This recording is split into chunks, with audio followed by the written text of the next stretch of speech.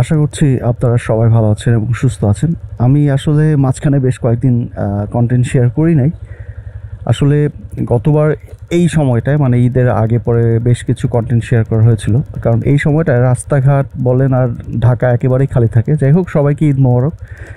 আর আজকে যেই ব্যাপারটা নিয়ে কথা বলবো সেটা হচ্ছে এই ঈদের সময় আমরা অনেক মোটরসাইকেল অ্যাক্সিডেন্ট দেখেছি রাস্তায়। মানে যদিও এর পরিমাণ এতটা বেশি না, বাট তারপরও হয়েছে। তো এর মধ্যে অনেকেই থাকেন যে একেবারে নতুন বাইকার, আবার অনেকে থাকেন ছাপরি। তো আসলে ছাত্রীদেরকে বুঝায় কোনো লাভ নাই। যারা একেবারে নতুন বাইকার তাদের অনেকটা সময় অনেক ভুল হয়ে যায়। আমারও হয়েছে, আমারও অ্যাক্সিডেন্ট হয়েছে। তো তাদের জন্য আজকে কিছু বিষয় মানে ছোট ছোট করে কয়েকটা বিষয় শেয়ার করবো, যেটা আপনাদের কাজে আসতে পারে বাইক চালানোর ক্ষেত্রে। তো ফার্স্টে যেটা একটু আপনাদেরকে দেখাতে চাই, মানে যারা একেবারে নতুন বাইকার তারা, আমি ম্যাক্সিমাম কিছু পোস্ট দেখেছি এই যে V2 নিয়ে, যে ক্লাস ছেড়ে বাইক চালানোর সময় বাইক নাকি ধাক্কায়, তারপর হচ্ছে স্টার্ট বন্ধ হয়ে যায়, তারপর ক্যাট করে সাউন্ড করে মানে ক্লাস ছেড়ে আগানোর সময়। তো এইটা নিয়ে আমি একটু ফার্স্টে একটু ক্লাস নিয়ে যদি বলি, ধরেন বাইকের ক্লাসের সেটিংটা আসলে দুই রকমের হয়। একটা হচ্ছে হাফ ক্লাস, একটা হচ্ছে ফুল ক্লাস। হাফ ক্লাসটা হচ্ছে এই যে ক্লাসটা আমি ধরলাম, এই ধরে যদি আমি হাফ ছাড়ি তাহলেই হচ্ছে আবার ফুল ছাড়া হয়ে যাবে এবং বাইকটা ইনস্ট্যান্ট একটা ধাক্কা দিয়ে দৌড় দিবে। আর ফুল ক্লাসটা হচ্ছে যতক্ষণ আপনি আস্তে আস্তে ছাড়বেন ততক্ষণ এটা আস্তে আস্তে আগাবে এবং ফুলটা ছাড়া পর্যন্ত এটা সর্বোচ্চ শক্তি পাবে এবং ফুলটা ছাড়া পর্যন্ত এটা কাজ করবে এবং এটা আগাবে। তো সেই ক্ষেত্রে হাফ ক্লাসটা কিন্তু আসলে মানে খুবই খারাপ একটা জিনিস, ইঞ্জিনের জন্য খুবই ক্ষতিকর।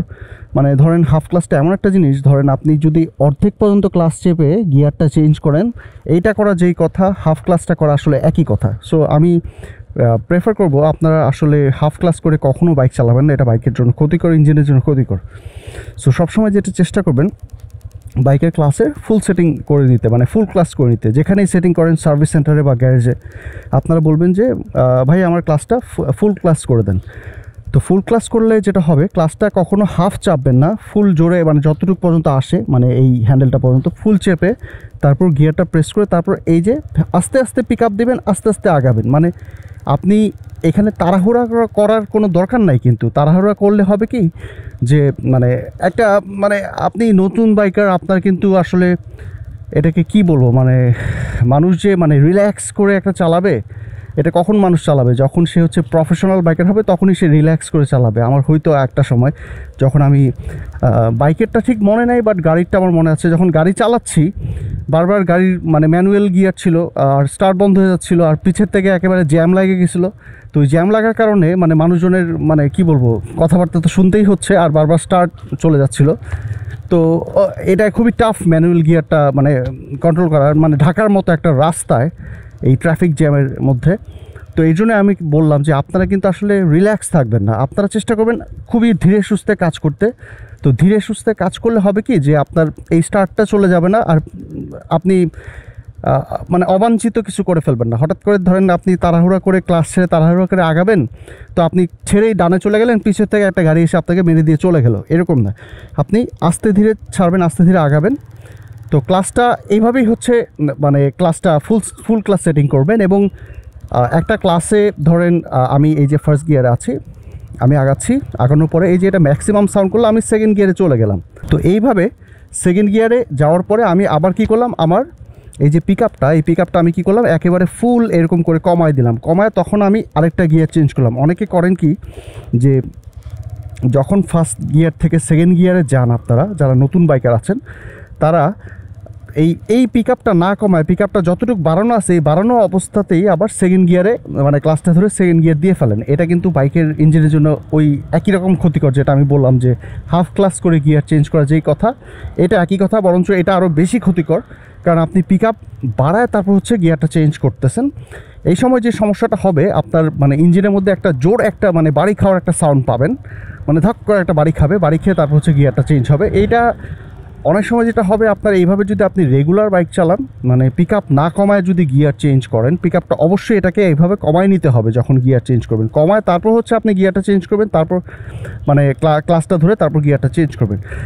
তো এরকমভাবে যদি আপনি চেঞ্জ করেন এটা বাড়ায় রেখে, তাহলে যেটা হবে আপনার গিয়ার একটা পিনিয়াম থাকে, পিনিয়াম বলতে যে খাঁজ কাটা মানে বৃত্তাকার যেটাকে বলে, এরকম একটা পিনিয়াম থাকে। এটা মানে প্রত্যেকটা জায়গায় এরকম খাঁজ কাটা থাকে, তো সেটা একটার সাথে একটা লেগে আর কি, মানে ভিতরে অনেকগুলো পিনিয়াম আছে, তো ওইটা কাজ করে। তো ওই যে দাঁত থাকে, এই যে খাঁজ কাটা থাকে, এই দাঁতগুলা ভেঙে যাবে। মানে আমার ক্ষেত্রে এরকম, আমি যখন নতুন বাইকার ছিলাম তখন আমার ক্ষেত্রেও এই ব্যাপারটা হয়েছে। ব্যাপারটা খুবই স্বাভাবিক। তো আমার তখন মানে আজকে থেকে 15 বছর আগের কথা, সিঙ্গার একটা বাইক ছিল, ওটা আমি শেখার পারপাসে আমি নিয়েছিলাম। তো আমি সবসময় প্রেফার করি যখন কেউ একেবারে নতুন বাইকার শেখার পারপাসে, আপনারা এইসব ছোটোখাটো bike, 100cc bike, 50cc bike, এগুলো আমি প্রেফার করি সবসময়। কারণ এগুলো দিয়ে হয় কি যে আপনি আহামরি এমন কোনো ব্যথা পাবেন না, মানে অ্যাক্সিডেন্ট করবেন না। পড়লেও হচ্ছে আপনার হায়েস্ট যে আমাদের কি যায়, মানে ধরেন যখন আমরা বাইকে থেকে মানে নতুন চালাই, বাইকে থেকে পড়ে যাই, আমাদের হাঁটু, এই হাতের কোনো এগুলো ছিলে যায় ম্যাক্সিমাম। সো সেই ক্ষেত্রে ওই কম সিসির বাইকগুলো চালালে আপনার আসলে এত বড় কোনো ক্ষতি হবে না ইনশাল্লাহ।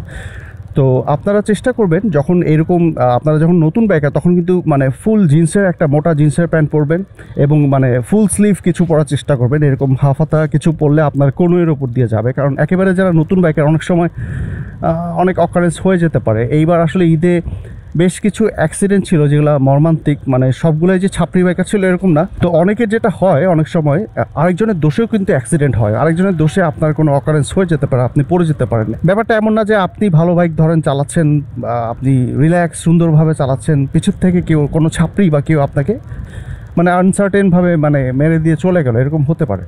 সো এই জন্য সেফটিটা সবসময় আর মেনটেন করে চলার চেষ্টা করবেন।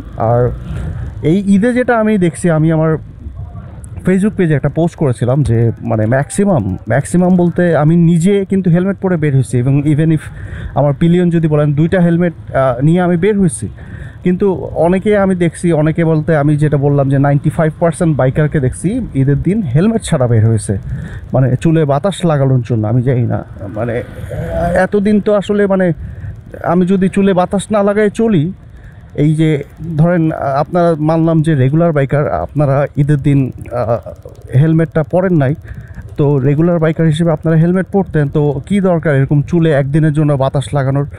আর 300 ফিটে আমি যে পোস্টটা দিয়েছিলাম, 300 ফিটে চেকপোস্ট মানে একটা না 8 থেকে 10টা চেকপোস্ট দেখছি একটু পরপর। এবং ইউজুয়ালি যেটা হয় যে আমরা জানি যে আসলে যখন বাইকের কেস দেয়, তখন ওই যে ফ্যামিলি পার্সন দেখলে বা সাথে ফ্যামিলি থাকলে পুলিশ হচ্ছে আপনাকে সিগন্যাল দেয় না অনেক সময়। কিন্তু এবার একটু ব্যতিক্রম ছিল, এবং এটা আমার কাছে খুবই ভালো লাগছে যে ছেলে মেয়ে ফ্যামিলি যারা পাইছে, মানে যেরকম বাইকারই পাইছে হেলমেট ছাড়া সবাইকে আটকানো হয়েছে। তো আমার ব্যাপারটা ভালো লাগছে। আমি যখন আমার ফ্যামিলি নিয়ে গেছি, আমার 2জনের হেলমেট ছিল, এতগুলো বাইকারকে আটকেছে, এতগুলো বাইকারের মাঝখান থেকে আমি বেরিয়ে চলে আসছি।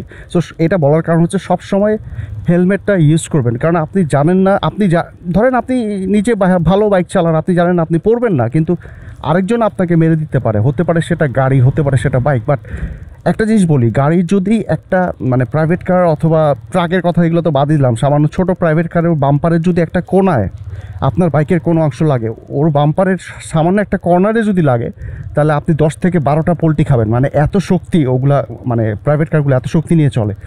সো এটাই আর কি, সাবধানে থাকবেন।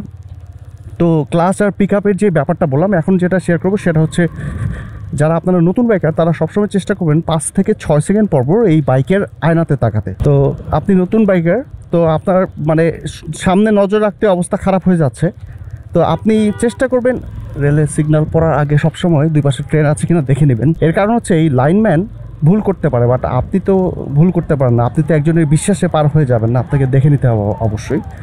বাট তারপর আমি এই সিচুয়েশনে সবসময় যেটা করি, এটা ফুললি নামানো হোক বা নামাইতে থাকুক, আমি কখনো পার হই না। বাট আজকে পার হয়ে গেলাম, কারণ আমি 2 পাশে দেখে নিচ্ছি যে আসলে ট্রেনটা অনেক দূরে। বাট ইউজুয়ালি আমি কখনো ট্রেনের সিগন্যাল এভাবে পার হই না। তো যেটা বলছিলাম, আপনারা সামনে তাকানো নিয়েই ব্যস্ত থাকবেন যারা নতুন বাইকার, তো পিছে তাকানোর সময় কই। বাট আপনি যেহেতু মেইন রোডে উঠতেছেন, আপনাকে এইটা একটু কষ্ট হলেও এই পিছে তাকাইতে হবে।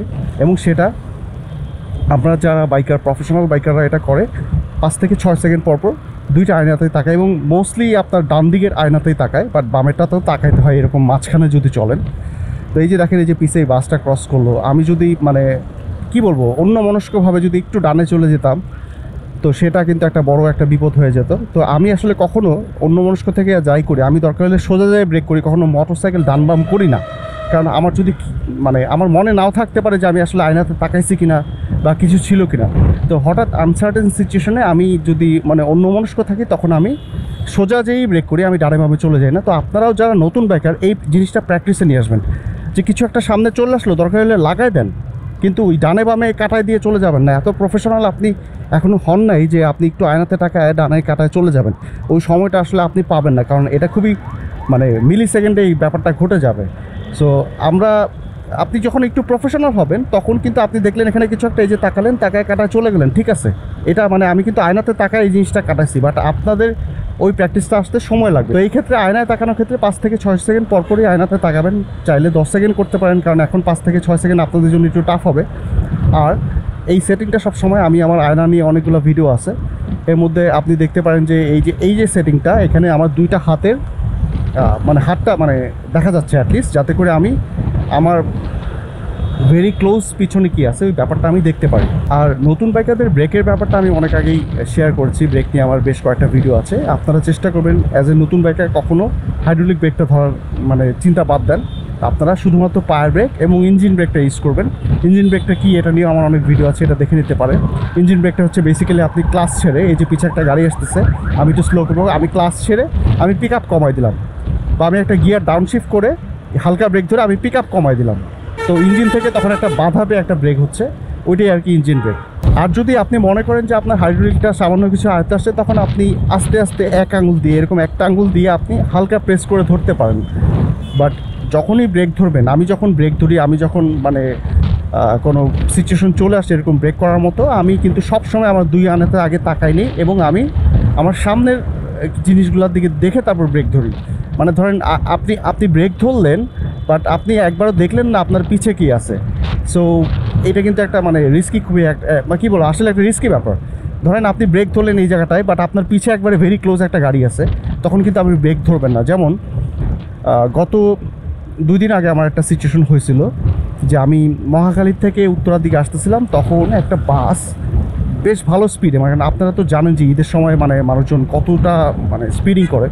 তো একটা বাস, যেহেতু খালি রাস্তা, বাস তো আসলে জোরে চলবে, আর মহাখালীর ওই পার্টটা তো আসলে হাইওয়ের সাথেই কানেক্টেড। তো বাস বেশ জোরে চলতেছিল এবং একটা গাড়ি ওই সাইড থেকে এই সাইডে একবারে ইন্ডিকেটর দিয়ে আসতেছিল। তো গাড়িটার ছিল দোষ, মানে একবারে ইন্ডিকেটর দিয়ে যতই খালি রাস্তা হোক সে আস্তে আস্তে আস্তে আস্তে করে বামে চাপবে, একবারে চাপবে না। তারপরে এরকম সিচুয়েশন আপনাদের আসতে পারে। তো এই ক্ষেত্রে একটা নতুন বাইকার কিন্তু ডাইরেক্ট হচ্ছে একটা অকারেন্স করা মানে ঘটে যেত আর কি। দেখেন কী অবস্থা, এগুলো সব ঈদের দিন হয়েছে, বনার ভাঙা। তো যাই হোক, যেটা বলছিলাম, তো এরকম যখন ডানে চলে আসছিলো, ডান থেকে বায়ে চলে আসছিলো, তখন বাসটা যেহেতু আমার পিছনে, আমি কিন্তু কোনো ব্রেক ধরি নাই, কারণ আমি আয়নাতে দেখছি বাস আমার পিছে এত জোরে আসতেছে এবং আমিও কিন্তু জোরেই যাচ্ছি, আমার তাকে সাইড দেওয়ার মতো বই ছিল না, কারণ আমি ছিলাম বায়ে। তো লাস্টে আমি কি করছি, মানে এটা আসলে মানে কি বলবো, আস্তে আস্তে আস্তে আস্তে অনেক দূর যে ব্রেকটা করছি, মানে একবারে ব্রেক না করে আমি স্পিডিংটা মেনটেন করে অনেকটুকু আগায় গেছি। ওই গাড়িটা কিন্তু বেশ ভালো দূরে, গাড়িটাও আস্তে আস্তে বায়ে সরতেছে এবং আমি আস্তে আস্তে ব্রেক করে বেশ ভালোটুক মানে আগাইছি, বেশ অনেক দূর আগায় তারপর পুরো ব্রেকিংটা করছি, যতক্ষণ না আমি খেয়াল করছি আমার বামের আয়নায় প্লাস ডানের আয়নায় যে বাসটা আমাকে ওভারটেক করে চলে গেছে। সো এরপর আমি ওই ড্রাইভারকে বলছি, আপনি একবারে তো আসলে বামে চলে আসতে পারেন না ইন্ডিকেটর দিয়ে, আপনি হতে পারে রাস্তা খালি, আপনি ইন্ডিকেটর, আমি অনেক আগে খেয়াল করছি বলেই কিন্তু আমি আস্তে আস্তে ব্রেক করতেছিলাম, কারণ আমার স্পিড অনেক বেশি ছিল। তো এটাই আর কি। তো ব্রেক যখন ইউজ করবেন অবশ্যই আপনাদের মানে পিছের আয়না এবং সামনে দেখে তারপর ব্রেক করবেন, মানে শুধুমাত্র সামনে দেখে যে ব্রেক করে ফেলবেন এরকম না ব্যাপারটা, তাহলে পিছের গাড়ি আপনাকে মেরে দিতে পারে। আর অনেক সময় যারা নতুন বাইকার আছেন তারা মানে কি বলবো যে মানে অপ্রয়োজনীয় হর্ন ইউজ করেন, মনে করেন এই জায়গাটা আগাবেন, আপনি কিন্তু এই যে হর্ন ইউজ করতেছেন, এটা কিন্তু আসলে এরকম হর্ন ইউজ করার দরকার নাই, কারণ সে এখন চাপতেছে না, আপনি আগেই হর্ন করে সতর্ক করার দরকার নাই। হর্ন হচ্ছে একটা পলিউশন, সো এটা থেকে বিরত থাকবেন। এইরকম নর্মাল বাম দিক দিয়ে যাওয়াটা এটা খুবই সিম্পল, আপনি ইউজ করবেন যে ডিপার ইউজ করতে, কারণ আপনারা জানেন যে শব্দের চেয়ে আলোর গতি মানে অনেক বেশি। সো আপনি যতক্ষণে হর্ন দিবেন, জিনিসটা হয়তো যদি খুব ক্লোজ একটা সিচুয়েশন আসতো তাহলে আপনাদেরকে বুঝাইতে পারতাম, এখানে যেহেতু সময় অনেক ছিল, মানে সেক্ষেত্রে কিন্তু আমি এই যে যেমন এই বাইকটা যখন বাম থেকে ডানে আসলো, এই ব্যাপারটা নিয়ে আমি একটু বলি, এটা কিন্তু একটা ব্লাইন্ড স্পট, এই ব্লাইন্ড স্পটটা আমার আয়নাতে দেখা যায়নি। তো সেক্ষেত্রে আমি কি করছি, একটু ঘাড় ঘোরা নিছি যেটা ব্লাইন্ড স্পটটা কভার করে, তারপর আমি এই বাইকটাকে সাইড দিয়ে আগে চলে যেতে দিছি। তো এটা নিয়েও আমার একটা ভিডিও আছে। তো যেটা বলছিলাম, শব্দের থেকে আলোর গতিবেগ যেহেতু বেশি, আপনারা হর্ন ইউজ করার থেকে এরকম মেইন রোডে, বাট আপনি অবশ্যই গলির মধ্যে হর্ন ইউজ করবেন, বুঝে শুনে ইউজ করবেন, বেশি ইউজ করবেন না। তো ডিপার দেওয়ার চেষ্টা করবেন। ডিপার দিলে হবে কি, এই যে এই গাড়িটাকে আমি হর্ন না দিয়ে ডিপার দিলাম, তো ওর চোখে কিন্তু আমার আলোটা আগে পৌঁছা গেছে। রেদার দেন আমি যদি এই হর্নটা ইউজ করতাম তাহলে কিন্তু হয়তো বা এরকম গ্লাসের ভিতর থেকে মানে বোঝা খুবই টাফ আসলে কে হর্ন দিছে, বাট আলোটা কিন্তু তার চোখে ঠিকই রিফ্লেক্ট করছে। সো মোটামুটি যারা নতুন বাইকার আছেন, এই বেশ কয়েকটা জিনিস আমি যেটা শেয়ার করলাম, মানে খুবই শর্টলি আমি জিনিসগুলো শেয়ার করছি আপনাদের সাথে, যেমন ক্লাস এবং পিক আপ, তারপর হচ্ছে আয়না, হর্ন, তারপর ব্রেকিংয়ের যে ব্যাপারটা, এগুলো খুবই সিম্পল একটা ব্যাপার। যদি আপনি এই কয়েকটা জিনিস যদি মেনটেন করে চলতে পারেন তাহলে আপনি অনেকটা মানে অ্যাক্সিডেন্সিয়াল সিচুয়েশন থেকে যেটা বলে মানে আপনি রক্ষা পাবেন।